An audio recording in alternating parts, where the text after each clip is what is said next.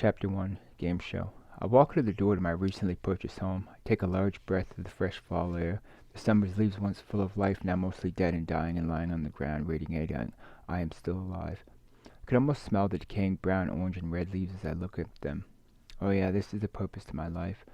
Glance at my watch, anxiously waiting for Dora and her new boyfriend Matthew. Planned on getting together to celebrate my recent purchase, which was a 3-story Victorian-style home, in which I'm proud of. Fits with my upper-class lifestyle, plus the shutters are red, which seems to fit with my once blonde, now changed to brown hair and innocent blue eyes. A man wearing a suit. I could not wait to show her. Besides, in the same little town we grew up in, we both went to school here. Matthew did as well, but I do not consider it much. He was a couple grades lower than Dora and me. I have made it. I did it. I consider expressing because I visualized Dora walking out of her car.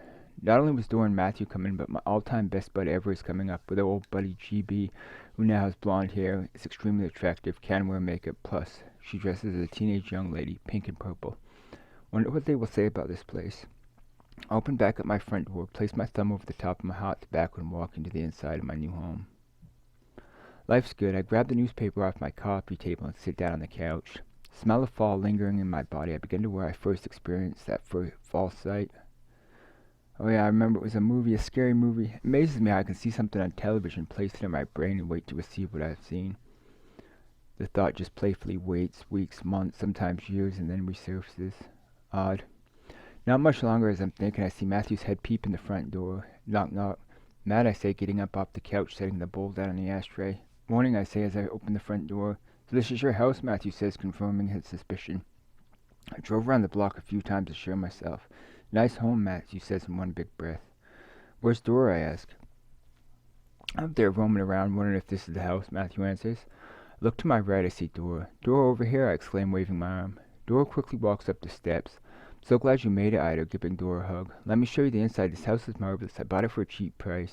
Check what the wood is like. The inhabitants of the ancient, I say while laughing. Ancient inhabited? What's that supposed to mean? Wealthy or something? Dora asks. I look up, I give it a thought, and say, yes, if you see the wealth in it. Matthew interrupts. You say that like as if you've had other. Well, I did. Like I mentioned, I got it for a cheap price, I reveal. That means there's something wrong with it. There's nothing wrong with it, I demand. There's not anything in this world for free, Jeff, Matthew explains. A bit of humility, I say. Well, I'll add on to it with my savings and fix the place.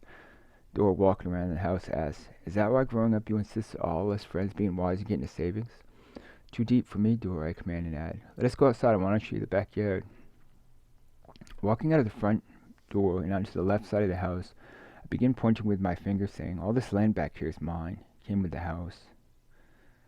That is what makes this house so extraordinary. Not that the house is rich, but there's more than enough land back here to earn back twice as much as I bought the house for. And earning back twice as much money is a good thing. As we speak, it is earning back twice as much money as I bought the house for. Plus, I'll get to keep the house.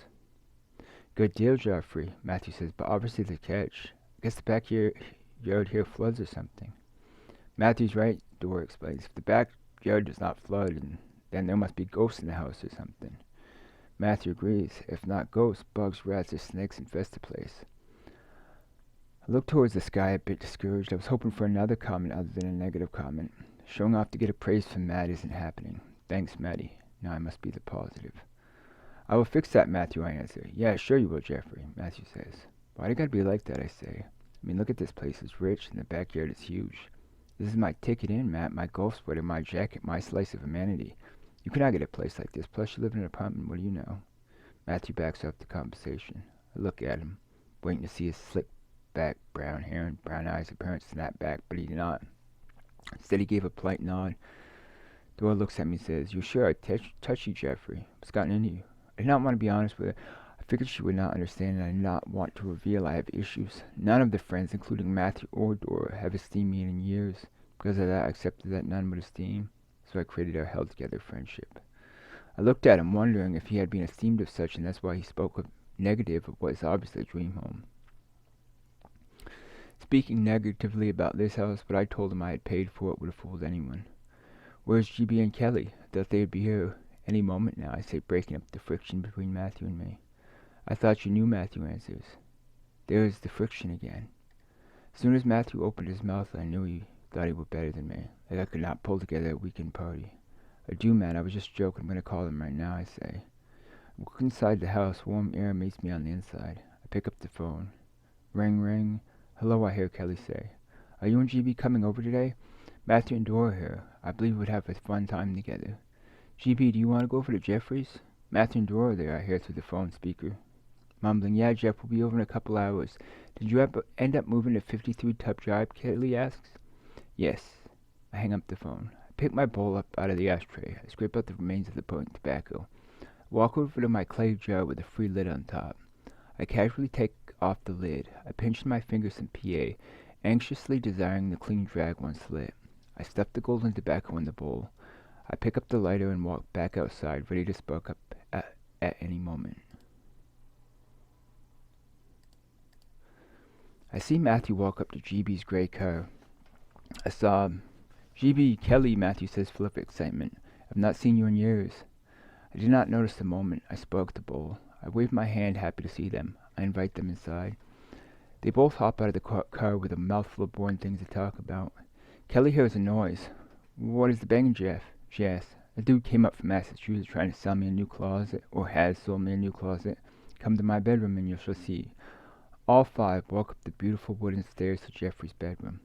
You're done, Jeffrey exclaims as they enter the bedroom. The five friends walk into the closet.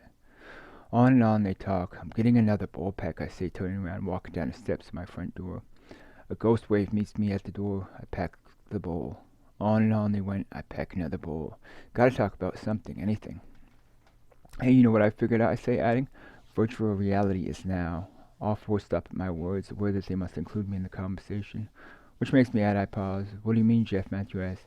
X1 seed grower lets one key the code to the plant seed. The seed I can grow, I answer. Kelly says, is that the same thing as growing in the lab? Dora says, it is, but the game world bought the idea. Labs and games, that sounds like a biological disorder, GB states. Not just this disorder, I say, but the gaming world has been looking for leading graphics for years, and finally they have the stuff. What stuff, Kelly asks. The earth in the palm of their hands. We'll be rich, I say. First type me up lettuce, Dora demands. Well, it will be a while. First we need all the codes, and then we pick a code, I say. Where are all the codes, Matthew asks. Matt, I mean, you know if you know, I state. Matthew pauses for a moment. He adds, like all codes? I probably lost you, Matthew says, but simplify. If all is out there, would we not have created an AI to travel through time to protect us from moments of lack? What's your point, Kelly asks. Lettuce, we can do that, Matt says, but trust you all know mine can be harder than me simply telling you about it.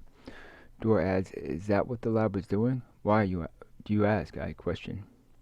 Because in college they are starting to talk like that. I think the lab was, but somehow gaming stole the idea to attract the newer generation, Matthew states.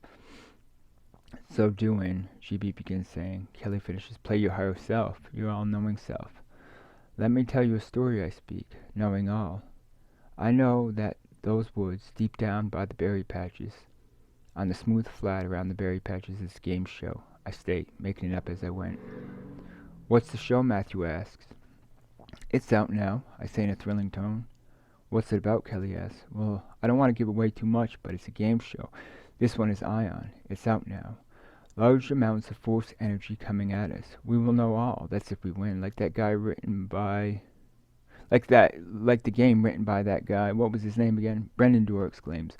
Exactly, that guy. Like Brendon wrote in the book in the epilogue. Gabriel says there's big, gray, stone-like creatures billions of years ago, I say. Like a past-lived game show with all the answers, Matthew states and questions. Exactly, and our job is to find a normal reality, to find our way home, I say as I begin leading the way into the forest. There's an old game show down this way, I say, pointing into the forest, making it up, or what most call lying. Civilization once lived here long ago, as far back as the dinosaurs. They mapped and configured every grain of dirt, I state. Kelly says, you're just saying that. Exactly, Kelly, I say. But if we are not the truth, if we do not test, we'll never be able to talk without the hand of another. Kelly, without a doubt, says, okay, Jeff, you lead the way. We walk an hour into the woods. There isn't nothing out here, I begin to doubt. Well, it was your idea, Matthew says. Need to figure out something. Quick. You got me, I say out loud, throwing up my arms and hands. In doubt, I say, you know what, Matthew? I just simply don't have to be me anymore. It's not like I was not using an ancient quantum system to begin with, I answer. Okay, then you're wrong, Matthew says. Frustrated, I turn around. I stop. I could barely find the words for what I was seeing. I point to the others. Look in the berry bushes. Matthew Ida, look, a game show. What? Matthew says, full of surprise. He quickly turns around. A blue, red, and orange striped carnival trailer. This one's made of sticks of the forest. Matthew looks up, and towards the stick trailer he reads in colored paint, written by the hand of a child, he reads game show. Kelly soon looks. GB and Dora do as well. My goodness, what's this? A man, a blond colored-haired man with strips of red man, appears in the game show window. Welcome, says the man. Welcome one, welcome all, the blond, youthful, healthy, attractive man says. This is a game show, a show that the real game that Brendon the Great wrote about in the book, the one that Mr. Clint B found. In this you will find the reenactment of billions of years of history, depending on which show you watch, the handsome blond-haired man says. The man was extremely friendly, and I felt comfortable around him. I asked, what will today's reenactment bring? You was in the show, the man says, laughing. I can sense you five crossed the purposeful fence. Although all seems simple, I promise you the game is much denser. The man says as a trained, skilled, trained carnival worker speaks. What's that supposed to mean? Kelly interrupts. You, who? Kelly demands. Him, the man says while pointing at me. Step toward the stick trailer. Pick a prize, any prize, and you can have it. Take this ball in your hand and toss it in the pan. If you do, you get the worth of a brand new fan. 30,000 and a golden can will be in your hand. I stood looking at the sparkling, masculine, blond-haired ox. For a moment did I gaze upon him. Around and around I went in my mind. I began to hear the man laugh. He cannot pick one. He cannot play, the man states. He is right, I could not pick one. And if I could have, I would have picked everything. I believe he picked up on that and began to laugh harder. The more he spoke, the more fear I was, the more power and laughter he received. Stop, stop, Joffrey, walk away, I tell myself.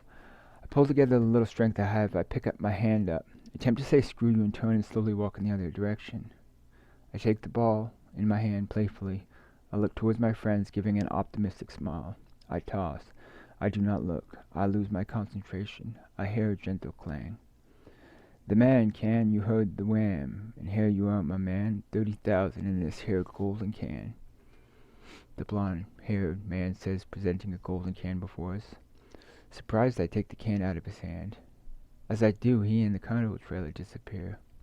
I look in the can I was given and pull out with my hand a stack of $100 bills.